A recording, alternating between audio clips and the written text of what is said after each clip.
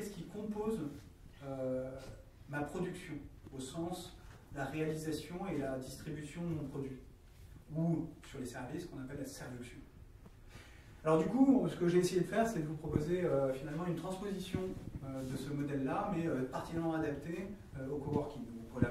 Nous sommes très heureux d'accueillir cette première formation autour des opportunités que crée le coworking, puisqu'on s'est rendu compte qu'un certain nombre d'investisseurs, de bailleurs et de gestionnaires de bureaux se posaient des questions, mais avaient du mal à trouver beaucoup d'informations qualitatives. Et on a souhaité, avec Cyril et avec Nicolas, monter cette formation pour aller au-delà des préjugés et offrir un certain nombre d'outils qui permettent de se poser les bonnes questions, notamment en termes de positionnement, mais aussi de service. Dans la démarche, on fait réfléchir les différents stagiaires sur le positionnement, quel positionnement sur l'espace coworking, est-ce qu'il doit être intérieur immeuble, extérieur immeuble, c'est-à-dire ouvert sur l'extérieur, et puis tout l'environnement du mix marketing, dont notamment la manière de délivrer le service qui devient aujourd'hui de plus en plus important et quelle offre à l'intérieur du bâtiment. Donc c'était assez fructueux pour cette journée. On voit bien que les usages sont en train de se transformer, et donc ça veut dire que le service, voilà, c'est de répondre aussi à un moment donné à un besoin par rapport à l'individu.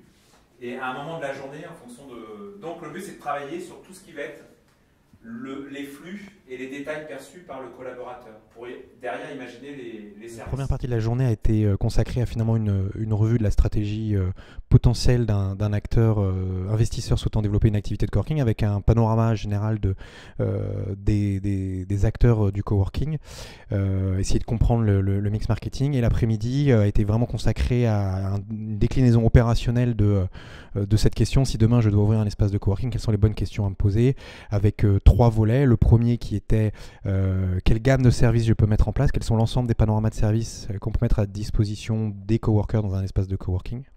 Deuxième question, quels sont les 10 outils et les 10 bonnes questions pratiques à se poser d'un point de vue juridique, administratif, pour être sûr d'avoir un espace de coworking opérationnel.